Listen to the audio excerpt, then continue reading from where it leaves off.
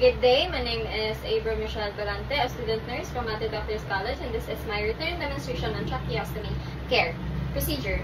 Greet and introduce yourself to the client to gain cooperation and trust. Good day, ma'am. My name is Abram Michelle Galante, student nurse from Mate Doctors College, and today, ma'am, kay mag-perform ko og tracheostomy care sa imong hapay para ma-maintain mo ang imong airway patency and ma-clear ang imong airway para makatagpitaw kag tarong para malimpihan ang imong tracheostomy tube. Perform hand hygiene.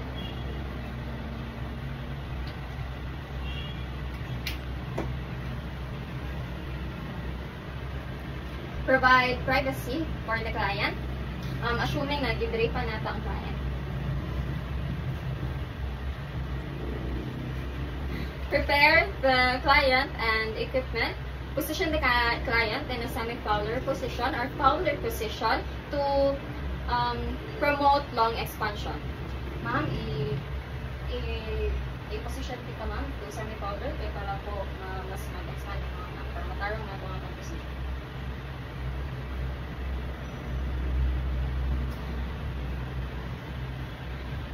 Prepare equipment. Prepare equipment, open the tracheostomy kit and sterile basin. But first, kay magbutang sa tao clean gloves.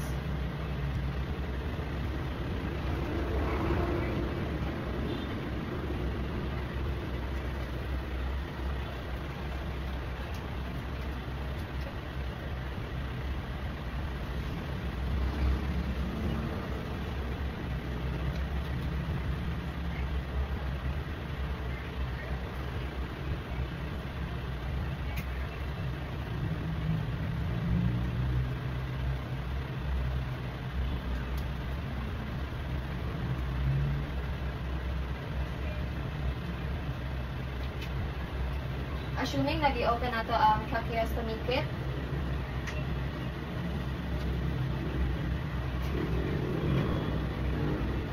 Pour the soaking solution and sterile normal saline into a separate container.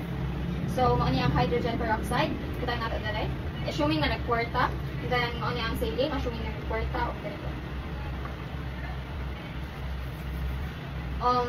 Open other sterile supplies including sterile applicator, suction kit, and tracheostomy dressing, ensuring that all these items remain sterile throughout the procedure.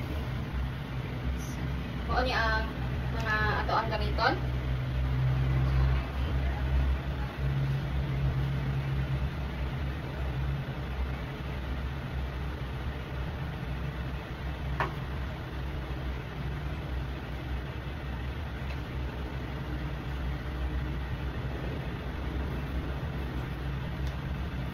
Suction the tracheostomy tube if needed. Put on clean gloves on your non-dominant hand and sterile gloves on your dominant hand. So mao ni akong dominant hand, which is the right hand. So mag-change that into sterile gloves.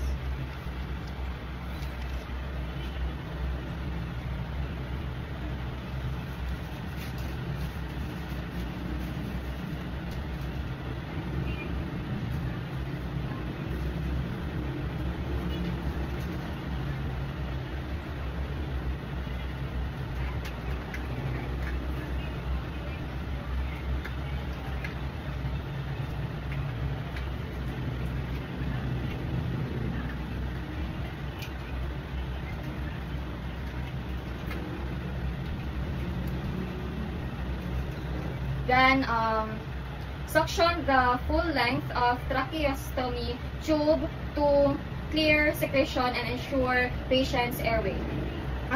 Rinse the tracheostomy catheter, then peel the glove off inside out over the catheter. Unlock and gently remove the inner cannula. And placing it in the soaking solution.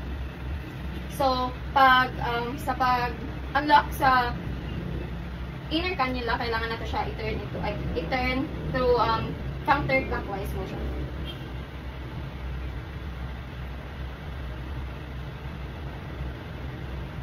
Then, soak it in the solution.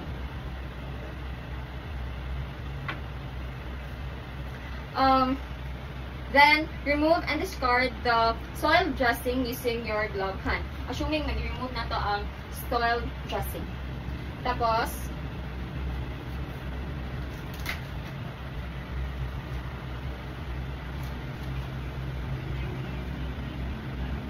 then, put on sterile gloves, keeping your dominant hand sterile throughout the procedure.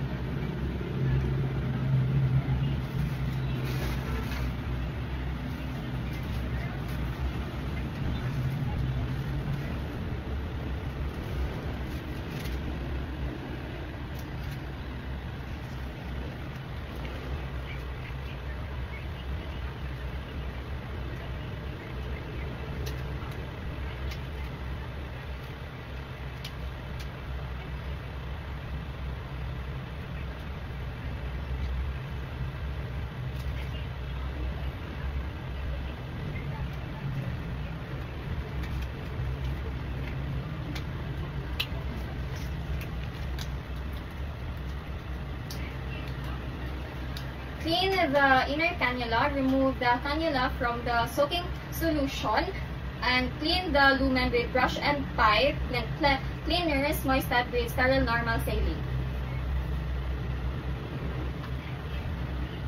Assuming nagilimpihan na nato. Then, after rinsing, tap the cannula against the inside edge of the sterile saline container and drying only the inside of the cannula, not the outside.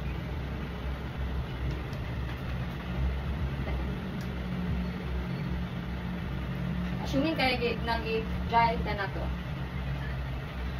Reinsertion of the inner cannula. Insert the inner cannula, aligning it with its curvative.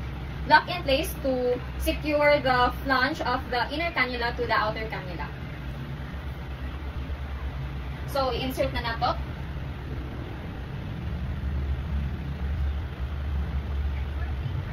Para ma-lock siya kay to counter clockwise ang ato ang pag-insert sa inner cannula. Clean the insertion site and tube flange. Clean the insertion site with sterile saline using a single-use applicator or gauze with your dominant hand, and then discard after each use.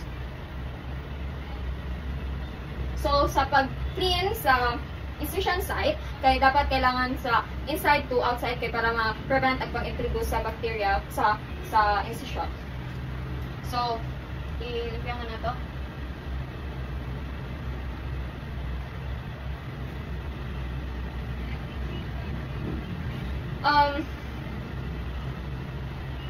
If needed, use half-strength hydrogen peroxide mixed with saline to remove crust, then rinse thoroughly. Clean the flange of the tube with the same procedure. So, human naman ako clean, same rin Japon sa pag-clean sa incision site, and then dry the skin and tube flange with dry gauze squares.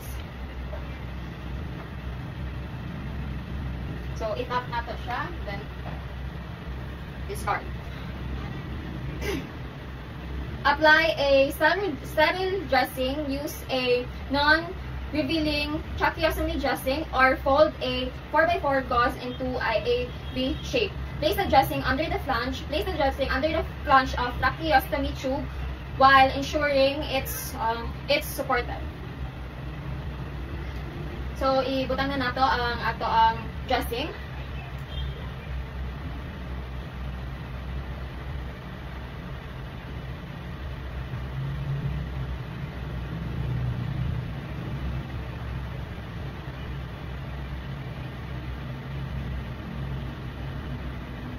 Change and then discard. Change tracheostomy ties. Change ties as needed to keep skin clear and dry. Use a fill tape or Velcro ties. So karon kay maggamito na to ang Velcro ties kay mas preferable siya, kay mas comfortable siya and less magka-abrasion. So, mo niyang Velcro ties, i-change na nato siya.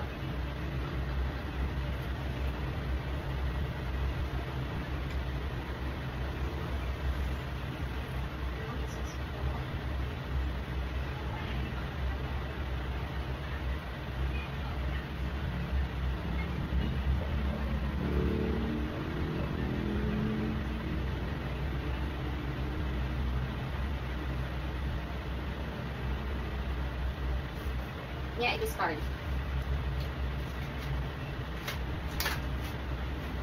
And that is the end of my return demonstration.